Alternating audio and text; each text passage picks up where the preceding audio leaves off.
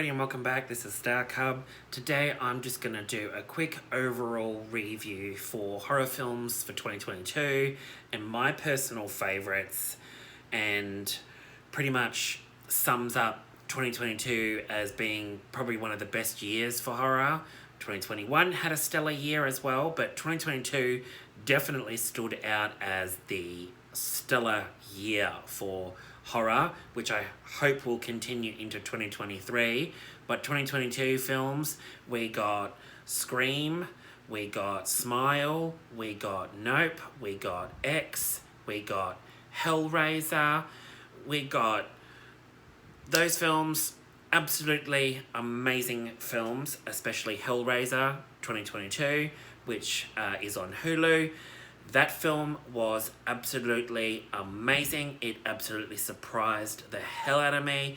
The direction, the script, the story, the characters all hit me with the feels. It was absolutely amazing. It's an adaptation of Clive Barker's Hellraiser film, but also adapted from his book, The Hellbound Heart.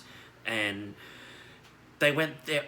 They injected Clive Barker's mythology into it, but also with a new sense of ground, using their own direction for the film, if I can say that.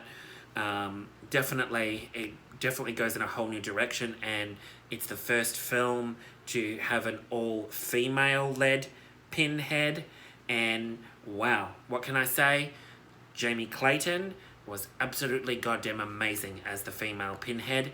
Absolutely amazing. Her makeup was stunning. She blew me out of the water.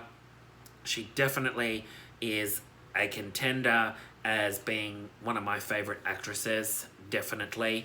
She is absolutely amazing. She brings her own style to the Pinhead, while also paying homage to Douglas Bradley's version of Pinhead. They're both completely different Pinheads, but they both have amazing energy, and absolutely their vision of two different Pinheads, absolutely amazing. Nope surprised me. I absolutely had a blast with Nope. I'm not a huge fan of Jordan Peele films. I didn't like his last ones. I thought they were awful. But this one, Nope, definitely surprised the hell out of me. Daniel Kaluuya and Keke Palmer were absolute standouts in that film.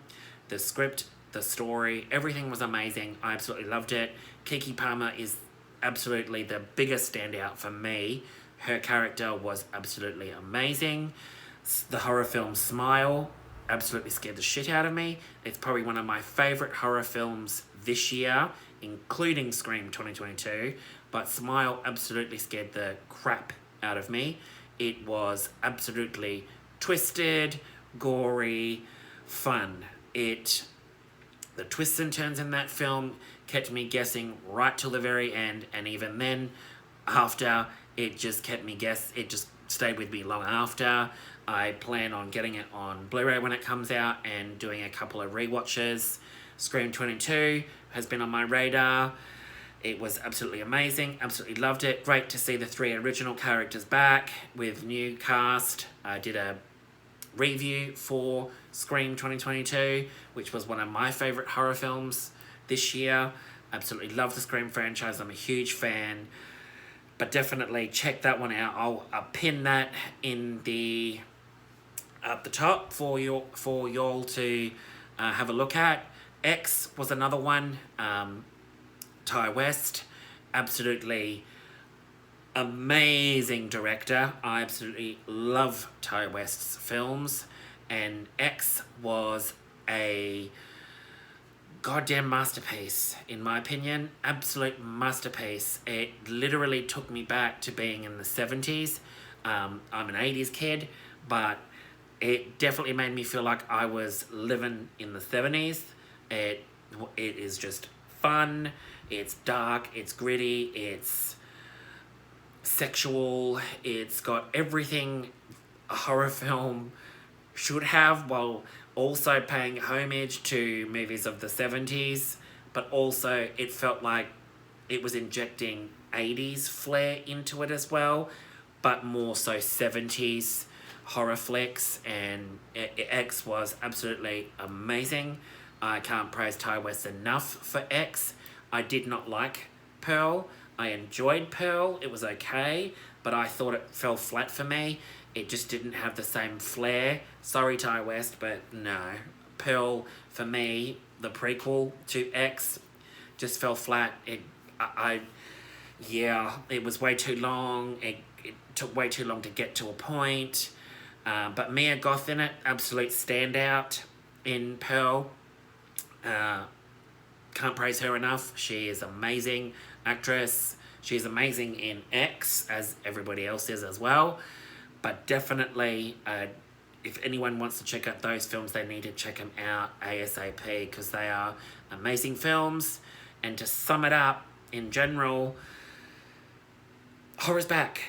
Horror has had a big impact this year. It had an impact in 2021, but 2022, it is definitely, horror films are back.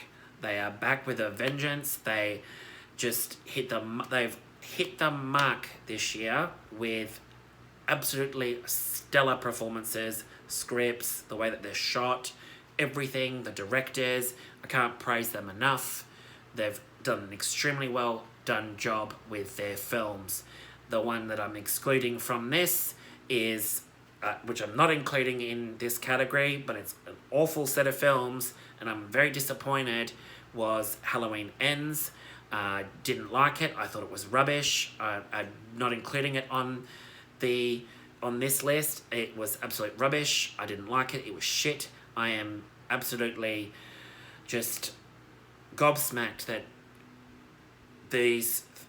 the new set of trilogy films for Halloween, David Gordon Green's films, were absolutely awful. He ruined the franchise for me, and I'm sure he ruined it for some other horror fans that don't like his Halloween films. I thought they were awful. I absolutely love Jamie Lee Curtis to bits, don't get me wrong. I absolutely love her. She's one of my top favourite Scream Queens of all time.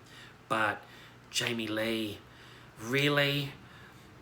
These films were awful. Absolutely goddamn awful. And I am so surprised she decided to repraise her character in those films. If you wanted to continue the franchise, you should have continued it on from Halloween H2O.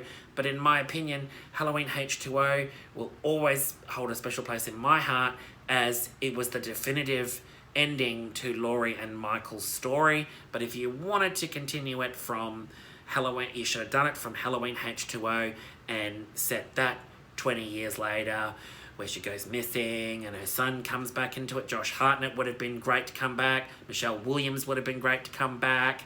I would have loved to have seen Halloween H2O's story continue.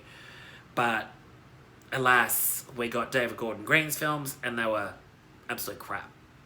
But besides that, if anyone found this informative, please don't forget to give me a like and a subscribe.